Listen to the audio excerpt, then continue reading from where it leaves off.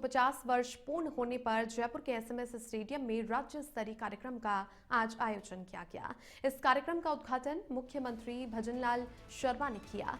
कार्यक्रम में विद्यार्थियों, जनप्रतिनिधियों, एनसीसी कैडेट्स, शिक्षकों और आम नागरिकों की उपस्थिति में ऐतिहासिक स्वरूप में सामूहिक राष्ट्रगान एवं वंदे मातरम गायन किया गया। इस दौरान स्कूल, पुलिस एवं आर्मी बैंड ने प्रस्तुतियां दी। मुख्यमंत्री भजनलाल शर्मा ने कार्यक्रम को संबोधित करते हुए कहा कि वंदे मातरम केवल शब्दों का संग्रह नहीं बल्कि भारत की आत्मा का स्वर है, जिसने गुलामी की बेड़ियों में जकड़े देशवासियों के हृदय में आजादी की ज्वाला प्रज्वलित की थी। मुख्यमंत्री ने बताया कि 1875 में बंकिम चंद्र चट्टोपाध्याय ने आनंद मठ उपन्यास में ये गीत लिखा था, जो कि उस समय भारत की जागृत चेतना का प्रतीक बन गया। अंग्रेजी शासन के दौर में इस गीत ने लाखों युवाओं के मन में स्वतंत्रता का विश्वास जगाया और अनेक स्वतंत्रता सेनानियों ने इसे गाते हुए अपने प्राणों की आहुति दी। वंदे मातरम हमारी चेतना, राष्ट्र अखंडता एवं एकता का सूत्र है। भाइयों बहनों, आपने देखा है केंद्र की मोदी सरकार ने 1 अक्टूबर को वंदे मातरम के 150वें वर्ष के राष्ट्रव्यापी समारोह की स्वीकृति देकर एक ऐतिहासिक निर्णय लिया है। यह समारोह एक उत्सव नहीं बल्कि एक राष्ट्रीय आंदोलन है, जिसका उद्देश्य है हमारे नागरिकों को, विशेषकर हमारी युवा पीढ़ी और विद्यार्थियों को इस गीत की मूल भावना से जोड़ना। आज राजस्थान भाजपा का ये प्रदेश स्तरीय कार्यक्रम इस श्रृंखला की एक महत्वपूर्ण कड़ी है। हमारा राजस्थान जो वीरों की भूमि है, शहीदों की धरती है, यहाँ वंदे मातरम की गूंज हर घर हर गली में व्याप्त है। राजस्थान की धरती ने हमेशा देशभक्ति की अद्भुत मिसाल पेश की है। महाराणा प्रताप से लेकर रानी पद्मिनी तक, वीर दुर्गादास राठौर से लेकर स्वतंत्र संग्राम के अनगिनत शहीदों तक इस धरा ने त्याग और बलिदान की अमर कहानियां लिखी हैं। और वहीं मुख्यमंत्री भजनलाल शर्मा आज उदयपुर और गुजरात के दौरे पर रहेंगे, जहां पर भगवान बिरसा मुंडा की 150वीं जयंती पर होने वाली समारोह की तैयारियों की मुख्यमंत्री समीक्षा करेंगे। वहीं गुजरात के केवड़िया में स्टैच्यू ऑफ यूनिटी पर कार्यक्रम में भी सीएम शामिल होंगे, जहां पर राष्ट्रीय एकता दिवस सहित भारत पर्व 2025 को लेकर के आयोजित होने वाले कार्यक्रम में सीएम शामिल होंगे। गुजरात और उदयपुर के दौरे पर मुख्यमंत्री भजनलाल शर्मा रहने वाले हैं आज, और चूंकि भगवान बिरसा मुंडा की 150वीं जयंती है, इसी उपलक्ष्य के समारोह की तैयारियों की समीक्षा मुख्यमंत्री करेंगे। इसके अलावा गुजरात के केवड़िया में स्टैच्यू ऑफ यूनिटी पर एक कार्यक्रम भी आयोजित किया जाना है। इस कार्यक्रम में भी सीएम शामिल होंगे, जहां पर राष्ट्रीय एकता दिवस के साथ में भारत पर्व 2025 को लेकर कार्यक्रम आयोजित किए जाएंगे, जिसमें सीएम शामिल होंगे। और वहीं जयपुर सचिवालय में वन एवं पर्यावरण मंत्री संजय शर्मा की अध्यक्षता में आज 6वीं राज्य वन्य जीव बोर्ड की अहम बैठक आयोजित की गई। बैठक में वन विभाग से जुड़े हुए कई महत्वपूर्ण मुद्दों पर चर्चा हुई, जिसमें एफसीए और एनजीटी मामलों की समीक्षा, राजस्थान फॉरेस्ट स्टैटिस्टिक्स 2024 और 25 का प्रकाशन, वन अग्नि पोर्टल पर अलर्ट सिस्टम और आरा मशीनों की वर्तमान स्थिति शामिल है। इसके साथ ही वन अधिकार अधिनियम के तहत निरस्त दावों की केएमएल फाइल, न्यायालय में लंबित मामलों की प्रगति और वन विकास निगम से जुड़े हुए विषयों पर भी विचार इस बैठक में किया गया। साथ ही बैठक में वरिष्ठ अधिकारी और बोर्ड के सदस्य भी मौजूद रहे।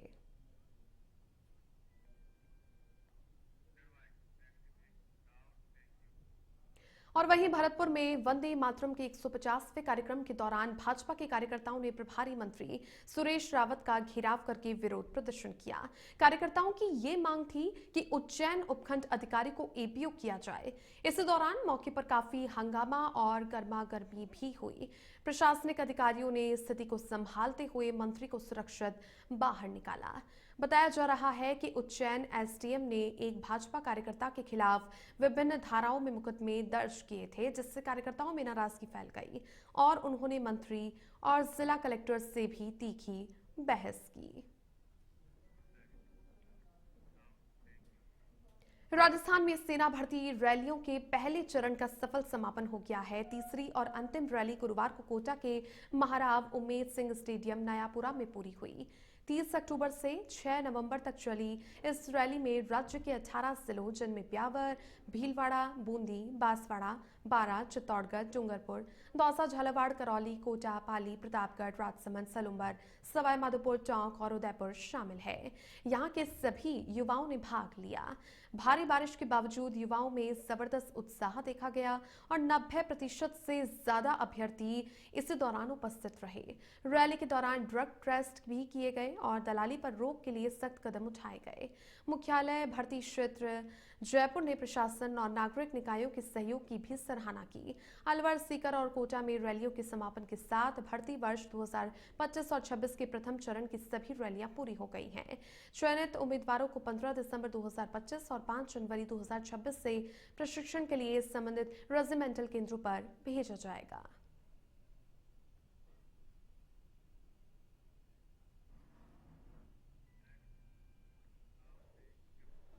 चूरू में किशोर न्याय बोर्ड सदस्य ताराचंद सैनी करंट लगने से झुलस गए। दरअसल नयाबास मोहल्ले में बालाजी मंदिर में टेंट लगाते समय मजदूर का सहयोग कर रहे थे, तभी पोल हाई टेंशन लाइन से टच हो गया। करंट लगते ही वो जमीन पर गिर गए और इनके साथ मजदूर भी झुलस गए। आसपास खड़े लोगों ने गंभीर हालत में अस्पताल पहुंचाया। उनके हार्ट ने काम करना बंद कर दिया था। डीबी अस्पताल मेडिकल कॉलेज में इमरजेंसी टीम ने सीपीआर और इलेक्ट्रिक शॉक देकर के उनकी जान बचाई। आज जैसे चूरू में एक इलेक्ट्रिक करंट की घटना घटी है, इसमें अहम रोल रहा सीपीआर का। और अगर सीपीआर उन्हें समय पे मिल गया जिसकी वजह से उनकी जान बच पाई है, तो मैं चाहता हूं कि चूरू के से जो छोटे छोटे संस्थान हैं जो सीपीआर का प्रशिक्षण लेना चाहते हैं वो मेडिकल कॉलेज में आए। हम उन्हें प्रशिक्षण देंगे ताकि ऐसे जो इमरजेंसी कंडीशंस हो जहां पे सीपीआर देके जान बचाई जा सके, मरीजों को लाभ होगा। और राजसमंद जिले के कुवारिया थाना क्षेत्र के लापसिया गांव में लूट की वारदात से ग्रामीणों में दहशत फैल गई है। गांव की देवबाई जाट खेत से भैंसे लेकर के लौट रही थी, तभी बाइक सवार 2 बदमाशों ने उससे रोककर चाकू दिखाया। कानों से टॉप्स लूट लिए गए और विरोध करने पर उस पर चाकू से भी हमला कर दिया गया। महिला गंभीर रूप से घायल हो गई, जिसे कुरज अस्पताल में भर्ती करवाया गया। उसकी चीख सुनकर के ग्रामीण मौके पर पहुंचे, लेकिन बदमाश मौके से फरार हो गए। घटना से लोगों में आक्रोश है और उन्होंने पुलिस से जल्द ही बदमाशों की गिरफ्तारी और क्षेत्र में रात के समय गश्त बढ़ाने की भी मांग की है। लोगों ने लगातार अब पुलिस से जल्द ही बदमाशों की गिरफ्तारी को लेकर के मांग की है। इसके अलावा क्षेत्र में इस प्रकार की अपराध की जो घटनाएं हैं वो रात के समय में बढ़ रही है। इसी को लेकर के पुलिस गश्त बढ़ाने की भी ग्रामीणों ने मांग की है। और अब साथ ही बदमाश फरार हो गए हैं और पुलिस फरार बदमाशों की तलाशी करने में भी जुट गई है।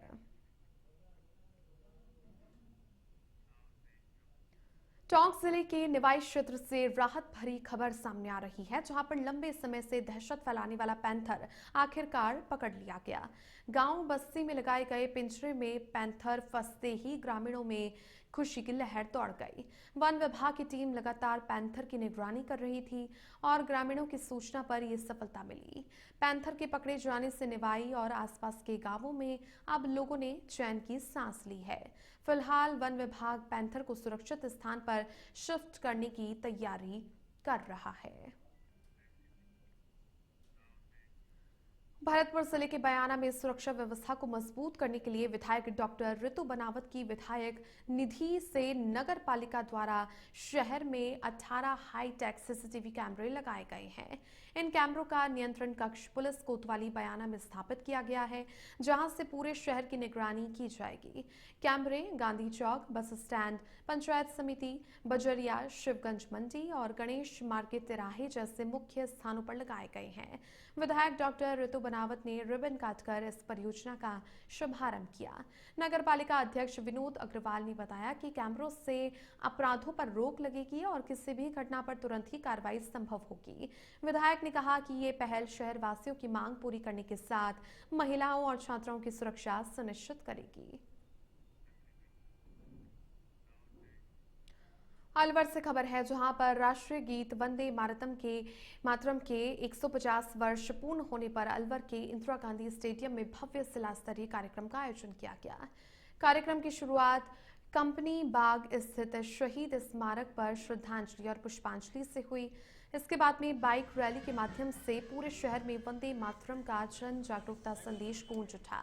मुख्य समारोह में स्वतंत्रता संग्राम और स्वदेशी आंदोलन पर आधारित प्रदर्शनी, तिरंगा वितरण, स्कूल बैंड, निबंध, चित्रकला और सांस्कृतिक प्रस्तुतियों ने देशभक्ति का माहौल बना दिया। कार्यक्रम में NCC, NSS, scout guide, police, छात्र छात्राओं और सामाजिक संगठनों ने भाग लिया। जिला कलेक्टर डॉक्टर आरतिका शुक्ला ने बताया कि 15 नवंबर तक जिले भर में वंदे मातरम 150 थीम पर विविध देशभक्ति कार्यक्रम आयोजित किए जाएंगे।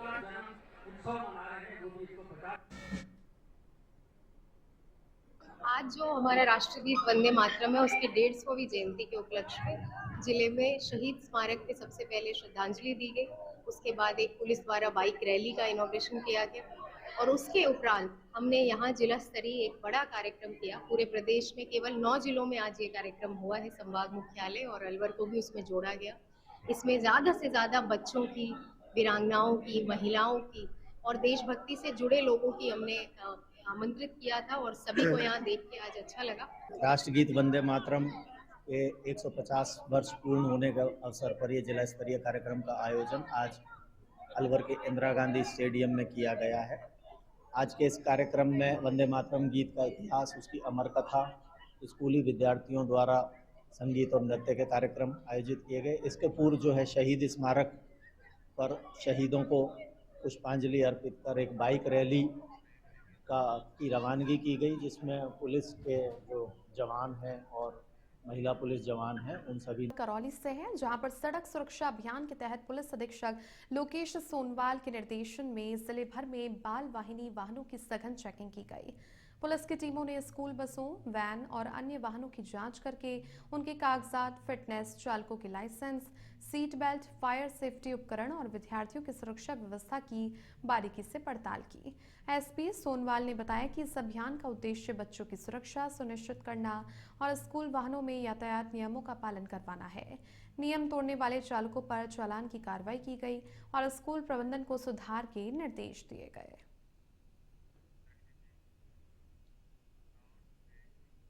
आगे बढ़ते हैं। भरतपुर जिले के बयाना विधानसभा क्षेत्र में मतदाता सूचियों के गहन पुनरीक्षण कार्यक्रम 2026 के तहत अधिकारियों के द्वारा गांव-गांव जाकर के बीएलओ के कार्यों की जांच की जा रही है। उप जिला निर्वाचन अधिकारी घनश्याम शर्मा ने वीरमपुरा, सालाबाद, अघावली, रुदावल और दाहिना गांव मतदान केंद्रों का निरीक्षण किया। उन्होंने बूथ लेवल अधिकारियों को चुनाव आयोग की गाइडलाइन के अनुसार पारदर्शिता से मतदाता सत्यापन करने के निर्देश दिए। साथ ही मतदाताओं को SIR कार्यक्रम की जानकारी देते हुए आवश्यक प्रपत्र और दस्तावेज उपलब्ध करवाने को कहा। वहीं बीएलओ अब घर घर जाकर मतदाताओं को गणना प्रपत्र भरने की जानकारी दे रहे हैं।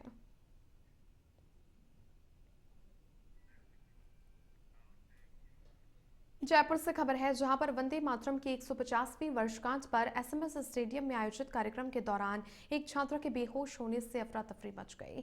जानकारी के अनुसार बगरू प्रशिक्षण महाविद्यालय की छात्रा सोनल गुर्जर कार्यक्रम में शामिल होने के लिए आई थी, तभी स्टेडियम गेट के पास अचानक बेहोश होकर गिर पड़ी और साथ ही मौके पर मौजूद लोगों और कॉलेज स्टाफ ने तुरंत ही उसे भारतीय जनता पार्टी जयपुर शहर अध्यक्ष की गाड़ी से अस्पताल पहुंचाया, जहां डॉक्टरों ने उसकी हालत स्थिर बताई। घटना के बाद छात्राओं में चिंता का माहौल देखा गया। कॉलेज प्रशासन ने बताया कि छात्रा को प्राथमिक उपचार दे दिया गया है और उसकी स्थिति खतरे से बाहर है। मामले की सूचना स्थानीय पुलिस और शिक्षा विभाग को दे दी गई है।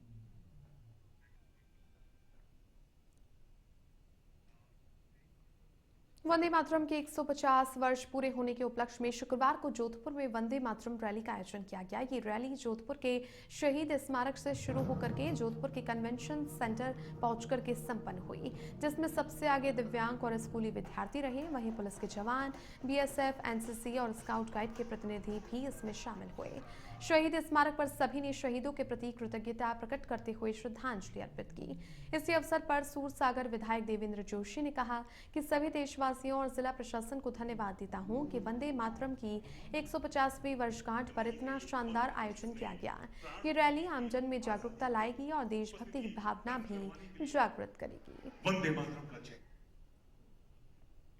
वंदे मातरम के 150 वर्ष पूरे होने के उपलक्ष्य पर यहाँ अपने भोजपुर जिले के अंदर जो प्रोग्राम कराया जा रहा है, कार्यक्रम कराया जा रहा है, ये आज से लेकर 26 नवंबर तक ये अभियान चलेगा, जिसमें रोजाना अलग अलग कार्यक्रम होते रहेंगे।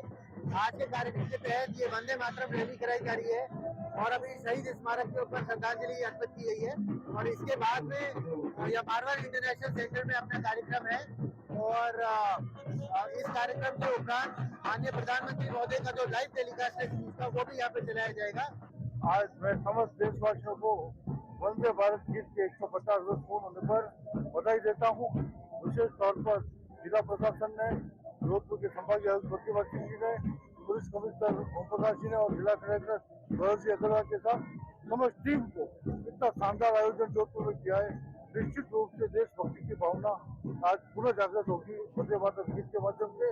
और प्रधानमंत्री जी ने जिस तरह से लगातार एक से एक देश को स्वाभिमान को जगाने के लिए जो कार्यक्रम हाथ में लिया, उसमें सबसे महत्वपूर्ण कार्यक्रम है वंदे भारत जहां पर अजमेर मार्ग स्थित बीर घाटी में खतरनाक स्टंट करने के आरोप में एक युवक को गिरफ्तार किया गया। पुलिस ने स्टंट में इस्तेमाल की गई ओमनी वैन भी जब्त कर ली। ये कार्रवाई सोशल मीडिया पर एक वीडियो वायरल होने के बाद नसीराबाद सदर थाना पुलिस ने की। कुछ ही दिनों पहले एक युवक द्वारा ओमनी वैन को खतरनाक तरीके से चलाने और स्टंट करने का वीडियो सोशल मीडिया पर तेजी से फैला था। मामले की गंभीरता को देखते हुए सदर थाना पुलिस प्रभारी अशोक बिशु के निर्देश पर एक विशेष टीम गठित की गई। गठित टीम ने वीडियो के आधार पर जांच शुरू की। पुलिस ने घटनास्थल के आसपास लगे सीसीटीवी कैमरों की फुटेज खंगाली और सोशल मीडिया प्लेटफॉर्म पर संदिग्ध युवकों के हैंडल का विश्लेषण किया। आमजन से मिली सूचनाओं ने भी जांच में मदद की। जांच के बाद युवक की पहचान बडलिया बावड़ी गांव निवासी सूरज सिंह उर्फ सोनू उर्फ टोनसा पुत्र बीरम सिंह रावत के रूप में हुई है। पुलिस ने आरोपी सूरज सिंह को गिरफ्तार कर लिया। स्टंट में इस्तेमाल की गई बिना नंबरी ओमनी वैन को भी जब्त कर लिया गया है। परिवहन नियमों के गंभीर उल्लंघन को देखते हुए सदर थाना पुलिस ने जिला परिवहन विभाग को आरोपी का ड्राइविंग लाइसेंस निरस्त करने के लिए औपचारिक पत्र भी भेजा है।